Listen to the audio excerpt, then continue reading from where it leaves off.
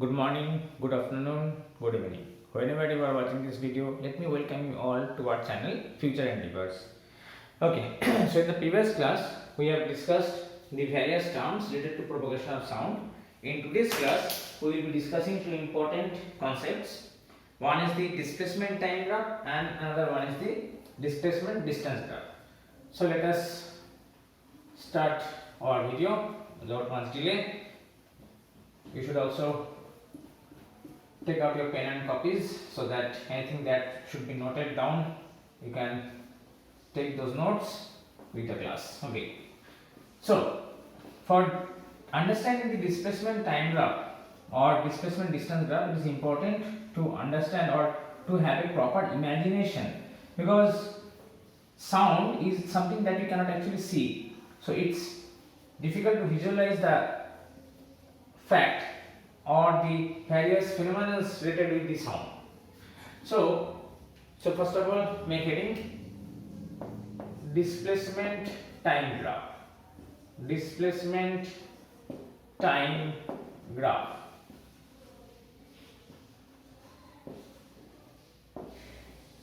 Okay, displacement time graph. So what is displacement time graph? Let us understand. Okay, so consider now when you are describing these graphs, let us first consider a transverse wave. It will be easy to understand the case of transverse wave, then we will just compare this with the longitudinal wave. So in case of a transverse wave, you know that the particles are vibrating up and down, that is in a direction perpendicular to the direction of propagation of wave. So the wave, when the wave is traveling say along the x-axis, the particles, say the wave is traveling along the x-axis, the particles are vibrating up and down along the y-axis, isn't it? So something this happens in case of a transverse wave. So if we consider transverse wave, so how can you generate a transverse wave? Think of this like this, that you take a long string or long rope, okay, and you tie that rope at one end to a fixed support, okay, to a say rod or any hook like that. It is fixed support, and the other free end of the rope you should hold it in your hand and just give it a jerk. So suppose consider I am just drawing the how it should be like, okay. So this is a wall, okay, and there is a hook like here, and you tie a string or rope to this hook, okay, to this hook, and this is the free end of the string. You hold the string at this free end. This is the free end. So you hold the string at the free end and give it a jerk like this, okay, like this. Give it a jerk in the up and down direction. So when such a jerk is given to the rope, what is actually seen? Sorry, just a second.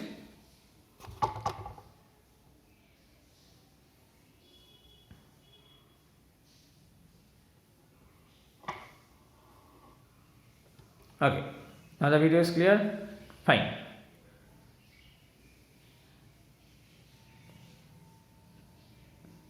Just a minute.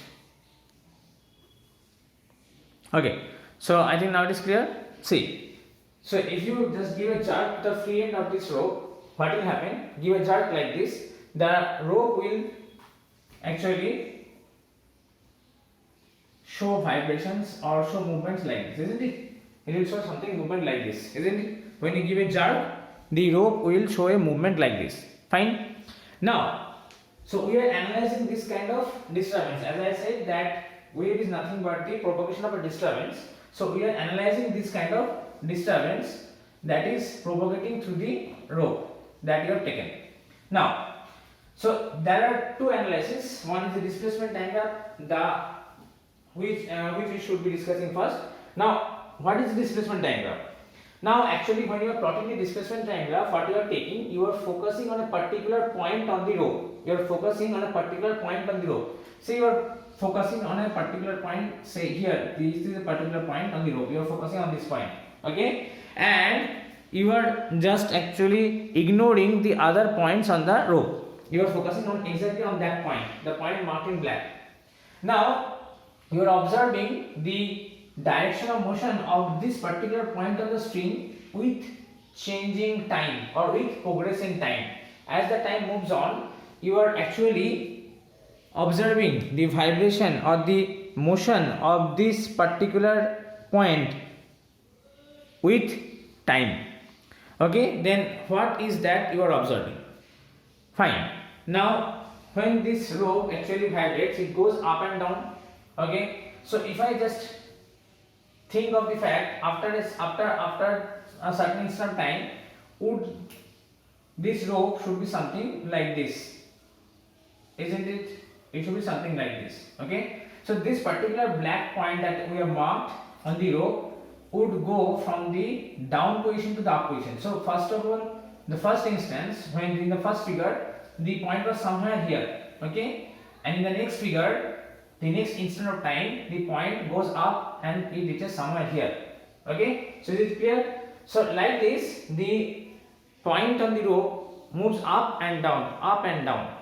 And as you know, amplitude is the maximum displacement of a point in the medium, in the upward or downward direction, or in the left or right extreme positions. Okay, so if I consider this is the amplitude, basically this is the amplitude of the particular point on the rope. Now it goes up and down and shows variation somewhat like this. Okay, fine. Now, so in order to understand this fact, we have to take, actually see, then if you plot this movement in the graph, so if I consider a displacement time graph, you take the displacement in the y-axis, okay, and the time in the x-axis. Displacement in the y-axis and the time in the x-axis. Okay, fine. Displacement y-axis and time in the x-axis. Okay. So what we will observe, or what points will be actually plotted on this graph? So on this y-axis you have taken displacement, and on the x-axis you have taken time. So let us just extend it a little bit more, something like this. Okay, so now if we consider that when you are just starting to observe that particular point, you have taken a stopwatch and started counting the time when the point marked as black on the rope was at its mean position. Mean position means initially the rope was like this, straight like this. Okay, then it starts vibrating, it starts going up and down. So if I consider that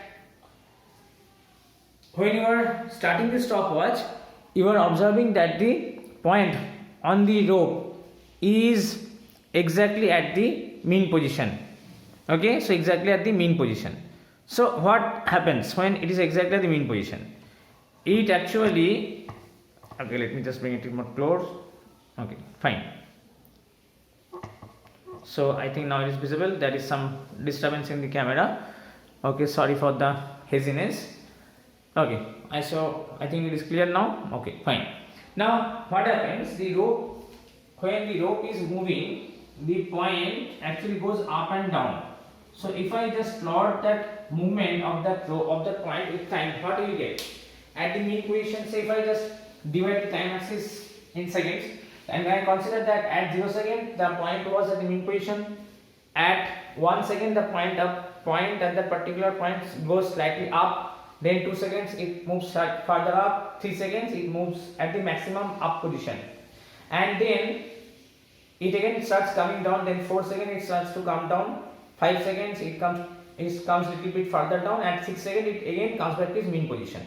Okay, so what we can actually see, so if I consider, if we divide the time axis as 1 second, 2 second, 3 second, 4 second, 5 second, 6 second, 7 second, 8 second, 9 second, 10 seconds. Okay, so we will need a bit more space here. Okay, so just extend this line a bit more. Okay, 10 seconds, 11 seconds, and then 12 seconds. Fine. And if I consider that the point on the rope is displaced by say 3 centimeter at maximum. Okay, so I will just have this point 1 centimeter, 2 centimeter, and 3 centimeter, and downward direction -1, -2, and -3. So 1, 2, 3. Displacement is in centimeters. Okay. Displacement is in centimeters. So -1, -2, and -3 times 1, 2, 3, 4, 5, 6, 7, 8, 9, 10, 11, and 12 seconds. So it's time here in seconds. Fine. Okay. So when you consider that the 0 second, so 0 second the point was at 0 centimeter. So here it was the point. Okay, fine. Now when 1 second, we are considering 1 second, the point moves up to 1 centimeter up. So it should be something here like this. So you should get something point here. Okay, the point should be somewhere here. Fine, somewhere here. Now when it is 2 seconds, the point goes a little bit up, it's here, and then 3 seconds it almost here.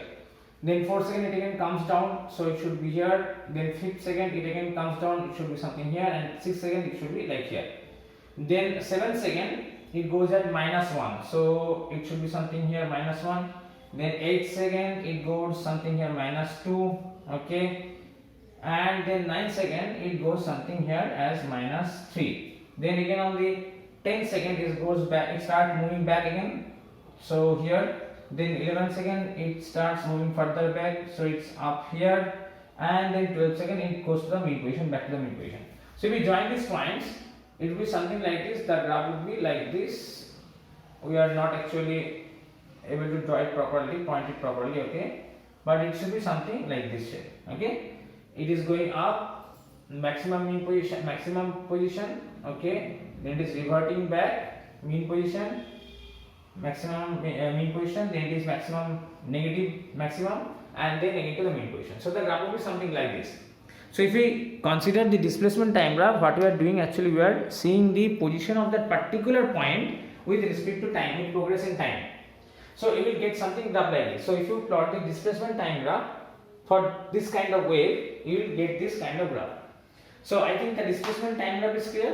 So displacement time graph, we can say that this displacement time graph is actually for a particular point, okay, on the rope, okay, with, and we are saying its position with changing time. Now see, what is time period? What is the definition of time period? Time period is actually defined as the time taken to complete one wave. So when this particle from mean position goes to the maximum positive end, then again mean position, then negative maximum end, and then again to the mean position, it is actually completing one wave. So can we consider this whole time from 0 to 12 seconds for here, in this case, this is the time period, isn't it? This is the time period. Okay. Also, if we extend the graph, it will be something like this, that it should go up again and then come down. Okay, it should be something like this. Fine. So if I consider that, we consider the time in between these 2 points, these 2 extreme points. Okay, these 2 extreme points, this time can also be taken as the time period. Why? Because actually we can say that the one wave is completed when the particle comes back to that position from which we have started. So when it comes back to this position once again, to the maximum displacement position on the positive side, then it can be said that one wave is completed. So that time can also be taken as the time period. So this time can also be taken as time period. So either take this from 0 to 12 as a time second, or you can also take this from one maximum position to the another maximum position, positive maximum position, to be the time period. So this is the time period of the graph. Okay, fine. So I think the concept is clear. Fine. So this is how we can actually describe the displacement time graph. So for transverse wave, these positions, these extreme positions on the positive side are referred to as crest, and the extreme positions on the negative sides are referred to as trough. For longitudinal wave, these extreme positions on the positive side is taken as to be compression, and extreme positions on the negative side is taken as to be rarefaction. So I can say that either you consider these positions are the crest for transverse wave, or compression for longitudinal wave, and these positions are the positions of trough, okay, for transverse wave, and rarefaction for longitudinal wave. Okay, so we can actually define the take the 2 points, 2 successive compressions, the time between the successive compressions to be the time period of the wave, and similarly for transverse wave we can consider the point between 2 successive trough or 2 successive rarefactions as the time period. Okay, so I think the displacement time graph is clear. Okay, so today we will stop here. In the next class we will be discussing the displacement distance graph. Please do study well, and if you have any query from this part, do mention it in the comment box. We'll be happy to solve your problem. With that, we are coming to the end of the class. See you in the next video. Thank you. Goodbye.